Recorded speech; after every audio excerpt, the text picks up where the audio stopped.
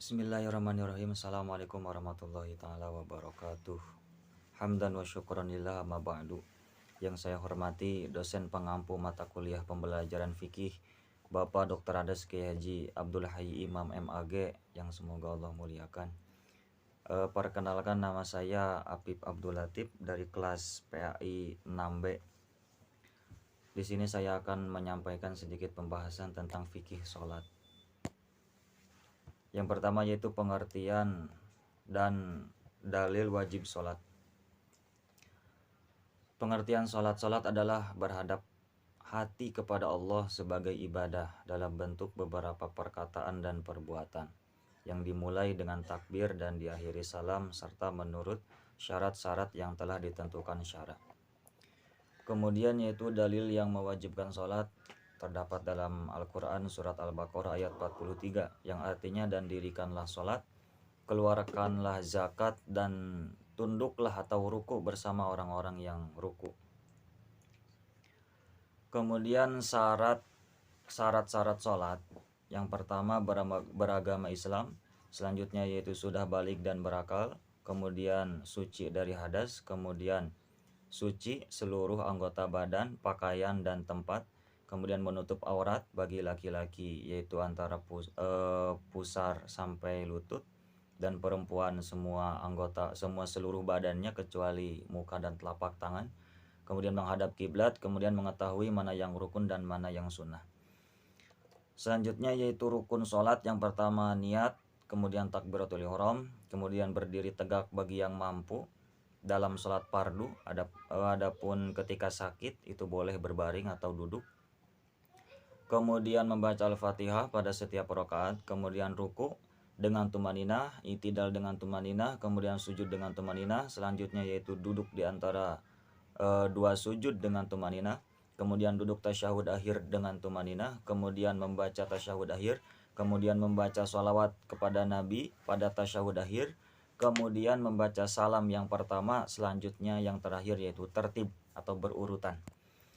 Selanjutnya yaitu yang membatalkan sholat, yang pertama berhadas, kemudian terkena najis yang tidak dimaafkan, kemudian berkata-kata dengan sengaja walaupun dengan satu huruf, kemudian terbuka auratnya, kemudian mengubah niat, misalnya ingin memutuskan sholat. Selanjutnya yaitu makan dan minum meskipun sedikit. Selanjutnya bergerak berurut-urut 3 kali seperti melangkah atau berjalan, kemudian membelakangi kiblat, kemudian menambah rukun yang berupa perbuatan seperti ruku dan sujud dan sebagainya, kemudian tertawa terbahak-bahak. Selanjutnya yaitu mendahului imam 2 rukun, dan yang terakhir murtad atau keluar dari agama Islam. Selanjutnya yaitu sunnah dalam sholat terbagi 2, ada sunnah abad, ada sunnah hayat. Sunnah abad yaitu diantaranya sunnah abad yaitu membaca tasyahud awal, membaca sholawat pada tasyahud awal, membaca sholawat atas keluarga Nabi Muhammad SAW pada tasyahud akhir, kemudian membaca kunut pada sholat subuh dan sholat witir pertengahan bulan Ramadan hingga akhir bulan Ramadan. Selanjutnya yaitu sunnah hayat. Sunnah hayat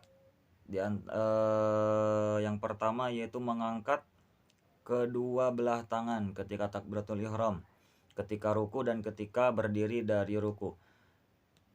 Selanjutnya yaitu meletakkan telapak tangan yang kanan di atas pergelangan yang kiri ketika bersedekap. Kemudian yaitu membaca doa iftitah sehabis takbiratul ihram.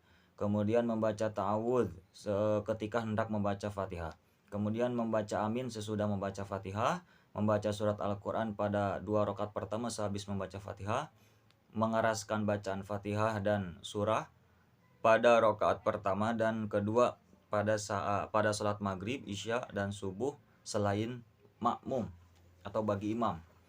Kemudian membaca takbir ketika gerak naik turun atau disebut takbir intikal.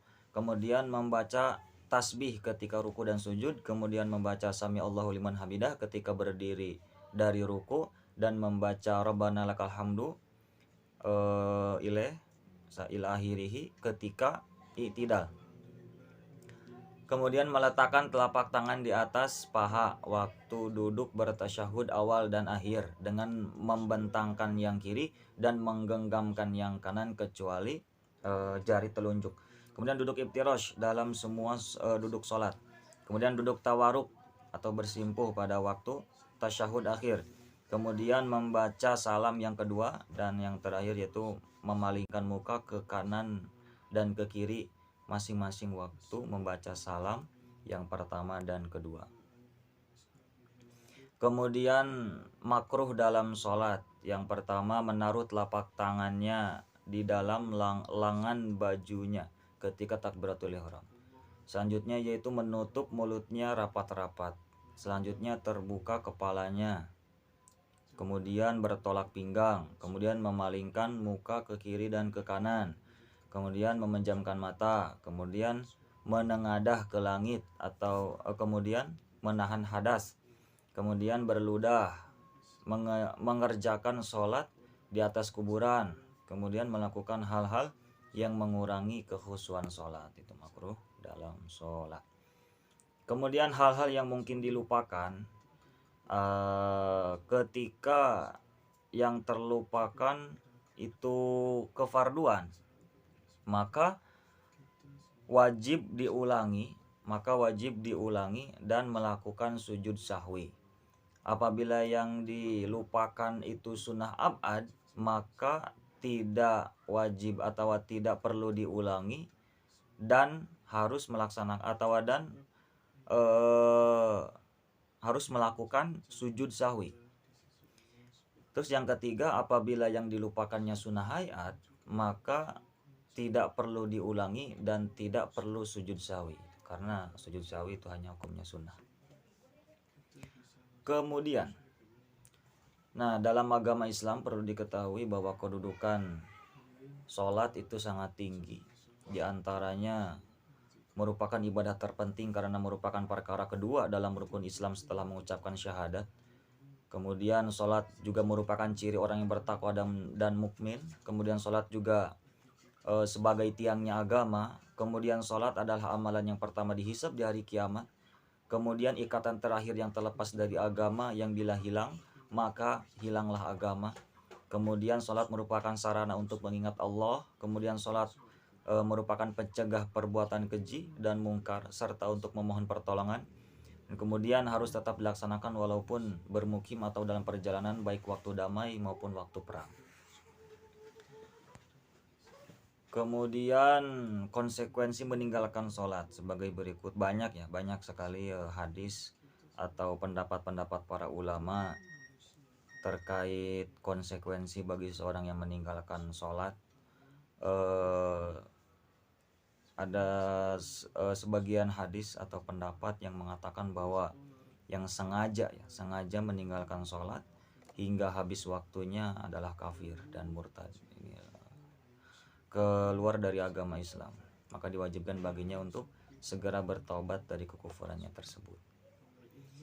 Penutup atau kesimpulan. Jadi kesimpulannya, sholat adalah berhadap hati kepada Allah sebagai ibadah dalam bentuk beberapa perkataan dan perbuatan yang dimulai dengan takbir dan akhir salam, dan diakhiri dengan salam serta menurut syarat-syarat yang telah ditentukan oleh syara. Kemudian sholat adalah ibadah wajib yang harus dilakukan setiap kaum muslimin. Dengan mendirikan sholat berarti kita telah mendirikan agama Islam.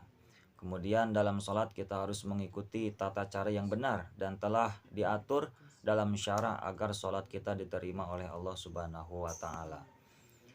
Mungkin sekian pemaparan terkait fikih sholat. Kurang lebihnya mohon maaf. Billahi taufiq wal hidayah. Assalamualaikum warahmatullahi wabarakatuh.